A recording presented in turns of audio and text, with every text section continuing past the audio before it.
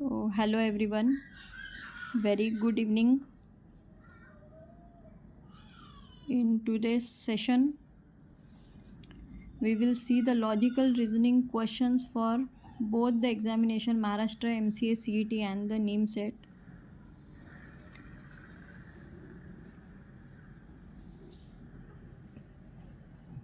From last few days, I uploaded one video on logical reasoning question with solution set 1, practice set 1. So, from all of you, we get a huge response, very nice response on that video. So this is the second practice set for the logical reasoning question. For any competitive examination, logical reasoning is the session. फिर वो MCA का CET exam रहो, नीम set रहो या कोई other CET exam रहो other state का. सो logical reasoning is a section. आप कहीं पे टेक्निकली इंटरव्यू भी दे रहे हो तो उसका पहले aptitude test and logical reasoning के वहाँ भी क्वेश्चन होते हैं आपको. So this is very important and in this video I will add the 10 question.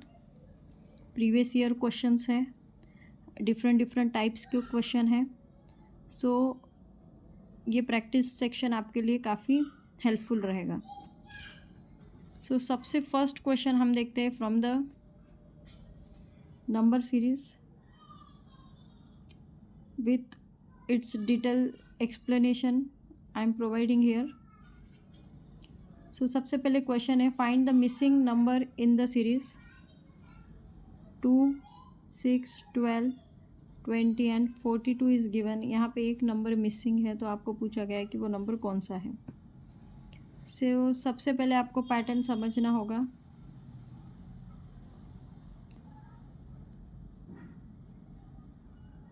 तो यहाँ पे n+1 इस तरीके का पैटर्न है ये. जैसे आप इसको 1 से मल्टीप्लाई करोगे, 1 × 2 is 2,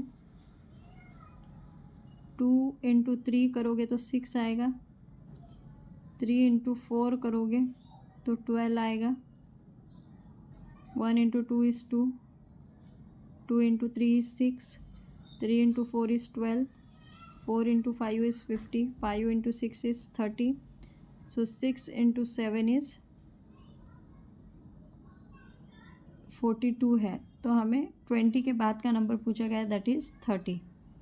so right answer for this question is 30.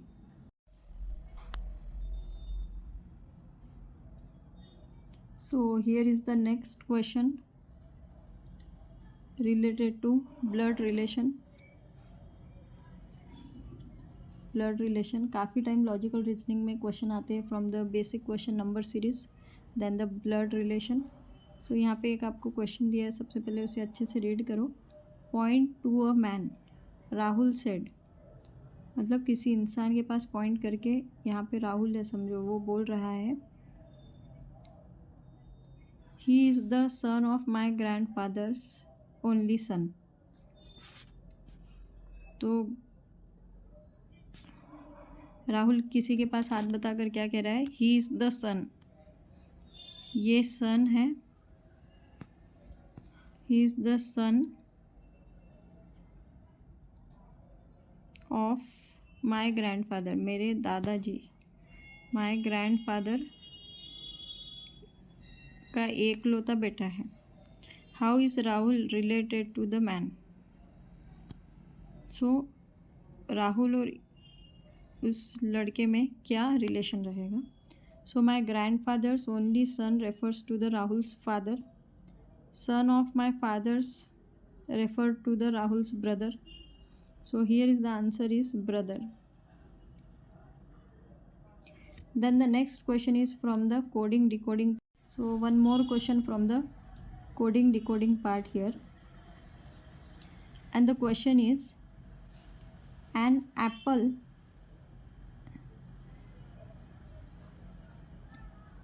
is coded as ELPPA. तो एप्पल को अगर इस तरीके से हम कोड कर सकते हैं, सो वर्ल्ड को हम कैसे कोड करेंगे? तो एप्पल को अगर ऐसा है तो वर्ल्ड WORLD, तो सेम करना है। यहाँ पे ई हमने स्टार्टिंग में लिया तो यहाँ पे डी स्टार्टिंग में लेंगे, उसके बाद एल है तो एल लेंगे, देन मिडल के टू लेंगे, that is R and O, and last में W। So answer is DLROW। तो कहाँ है वो?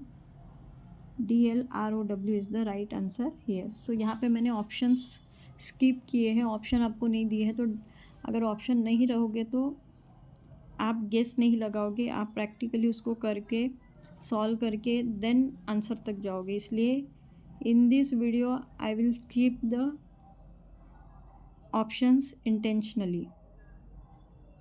The next question is from the syllogism.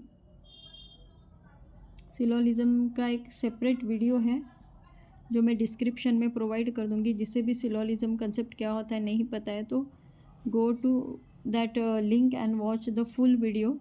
एक ही वीडियो में आपको सिलोलिज्म अच्छे से समझ में आ जाएगा। You can easily solve the question of this syllogism.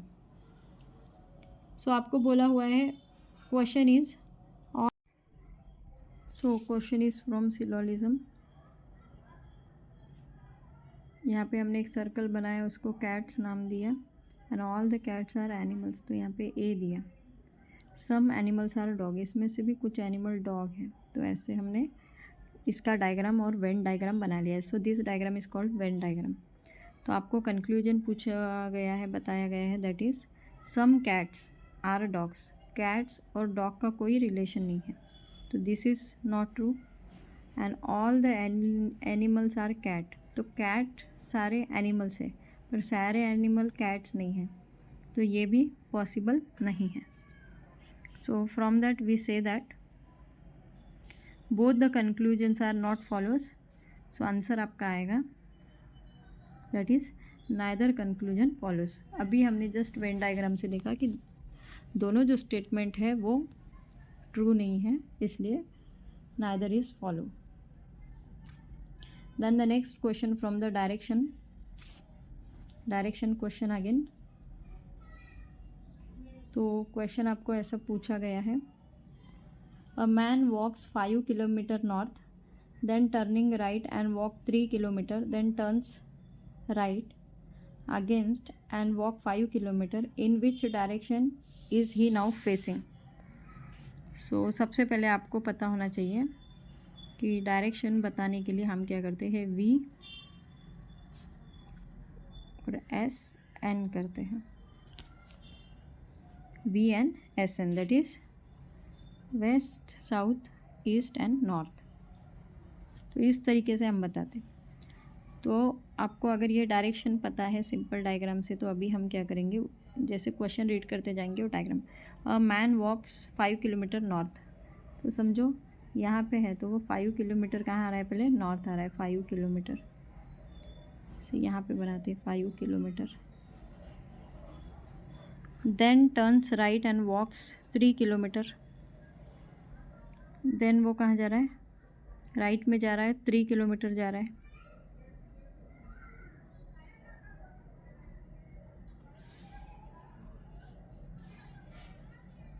Right में जा रहा है, 3 किलोमीटर जा रहा है। देन टर्न्स अगेन राइट, अब यहाँ पर है, यहाँ से अगेन राइट में जा रहा है, कितना जा रहा है, turns right again and walk 5 kilometre, in which direction he is now facing.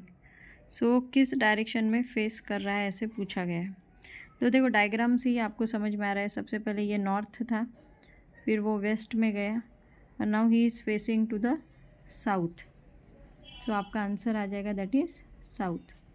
Then the next question is from the odd one out. तो सब वर्ड्स है, उसमें से एक ऑड वन आउट कौन है ऐसे बताओ। तो question is find the odd one out. Question है टाइगर, लॉयन, एलिफेंट, चीता। सो सबसे पहले देखना है कि इनमें सिमिलर कौन है और डिफरेंट कौन है।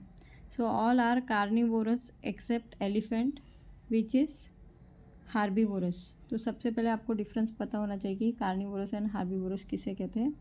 तो जो भी मांसाहारी होते हैं उन्हें कार्निवोरस कहते हैं, और जो भी फ्रूट्स, प्लांट्स, सब्जियां खाते हैं, छोटे छोटे प्लांट्स, हर्ब्स खाते हैं, उन्हें कहते हैं हार्बीवोरस। सो यहाँ पे कौन है? एलिफेंट ही एक ऐसा है जो कि हार्बीवोरस है। Then the next question is from the alphabet series. Again the alphabet series पे क्वेश्चन है, पहले नंबर सीरीज़ पे था, now it is on alphabet series. तो सबसे पहले आपको पता होना चाहिए कि A1 होता है और 26 नंबर पे Z होता है। तो ये सीक्वेंस आपको पता होना चाहिए। अभी आपके पास गिवन सीक्वेंस है ACFJO। तो A में कितना प्लस करोगे तो C आएगा, ABC तो +2 करोगे, C में +3 करोगे तो F आएगा, F में +4 करोगे तो J आएगा, J में +5 करोगे तो O आएगा, तो O में +6 करोगे तो U आएगा। करके देख लो, ABCD सिंपलेस्ट क्वेश्चन है। सो हमको ये इस पैटर्न फॉलो करना पड़ेगा, +2 +3 +4 +5 +6। तो जब भी आप A में +2 करोगे तो C मिलेगा, C में +3 करोगे तो F मिलेगा, F में +4 करोगे तो J आएगा, J में +5 करोगे तो O आएगा, O में +6 करोगे तो आपको फाइनल आंसर मिलेगा, that is U। Then the next question, assumption statement and assumptions पे भी काफ़ी क्वेश्चन पूछे जाते हैं। So this is one of the important pattern. Statement आपको गिवन होता है, वहाँ से अजम्पशन आपको देखना है कि उस स्टेटमेंट बेस कौन सा अजम्पशन ज़्यादा सही है, एक्यूरेट है। So the government should increase the tax on luxury items. Government ने लग्जरी आइटम्स पे टैक्स बढ़ाना चाहिए, ये एक स्टेटमेंट है। तो अजम्पशंस क्या क्या है उसके? Luxury items are not essential for common people. यहाँ पे क्या ऊपर क्या कहा गया है कि the government should increase the tax on luxury items. पहला अजम्पशन है luxury items are not essential for common people, increase the tax will generate the more revenue. So statement को देखना है और उस हिसाब से अजम्पशन है क्या, ऐसा हम ग्रहित धर सकते हैं क्या, तो वो देखना है। तो government should increase the tax on luxury item, बढ़ाना चाहिए। क्योंकि लग्जरी आइटम्स ये कॉमन पीपल के लिए ज़रूरतमंद नहीं है। And increase the tax will generate the more revenue. तो बोथ भी स्टेटमेंट रीड करने के बाद हमें लगता है कि these are the valid statement for the given statement, valid assumptions.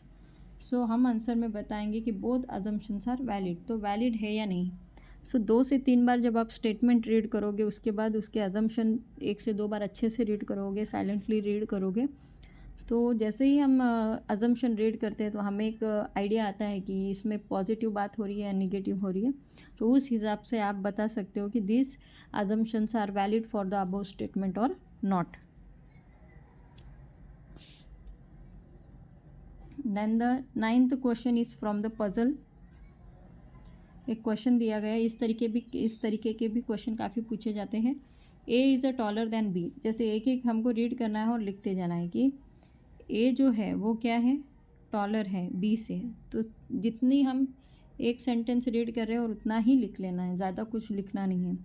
सो सब गिवन होता है। देखो ए को ए, सिर्फ आपको टॉलर का सिंबल पता होना है, और बी वही हमने लिखा। बट शॉर्टर देन सी, ए है ये बड़ा है बी से लेकिन छोटा है किससे, सी से, तो वो ही एज इट इज़ लिखा। जैसे हम बट शॉर्टर देन सी, सी से छोटा है इसलिए उसको हम आगे लिखेंगे, ए के सामने लिखेंगे, क्योंकि C is a bigger than ए।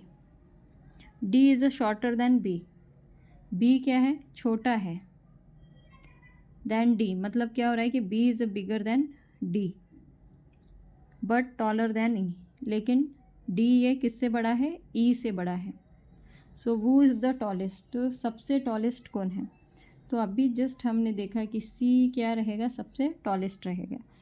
तो देखो कुछ भी नहीं किया, सब कुछ गिवन था, सिर्फ क्वेश्चन को आपको साइलेंटली रीड करते जाना है, सेंटेंस को, और उस हिसाब से आपको वैल्यूज़ लिखते जानी है, उनमें रिलेशन जनरेट करना है। And your answer C is the right answer here for the tallest. अगर आपको स्मॉलेस्ट पूछे तो that will be the E रहेगा। लास्ट क्वेश्चन है, it is from the clock puzzle. At what time between 2 and 3 o'clock will the hands of the clock be together? At what time between 2 से 3 में लेके ऐसे कौन सा time है जब hand of clock is together, दोनों हैंड क्लॉक एंड ये साथ में रहेगा। तो सबसे पहले हमको जो गिवन है उस हिसाब से हम लिख लेंगे, दैट इज़ h इंटू 60/11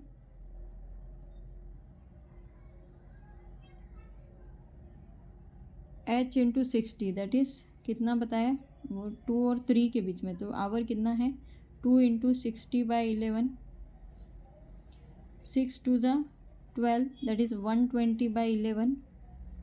तो आपका आंसर आएगा 10.9 मिनट पास्ट 2। तो 10.9 मिनट्स पास्ट 2 है, तो हम इस 2 को उठा के बस सामने लेके आ जाएंगे आंसर में। 10.9 तो आया था और 2 इज़ द आवर, तो 2 को सामने लेके आ जाएंगे। तो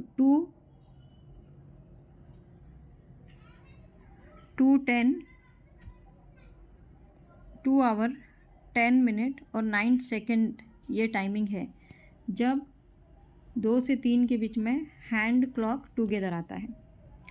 सो इजी क्वेश्चन होते हैं, सिर्फ आपको सिंपल सा लॉजिक पता होना चाहिए, जनरल नॉलेज आपको होना चाहिए कि क्लॉक किस तरीके से वर्क करती है, मिनट को कैसे काउंट करते हैं, 1 आवर में कितने मिनट्स होते हैं। तो सिंपल चीज़ें भी आपको पता होगी, the concept you know, then definitely you will get this answer. So these are the 10 questions from the logical reasoning for both the examination, for any examination, any entrance test, computer based examination, this logical section is very important.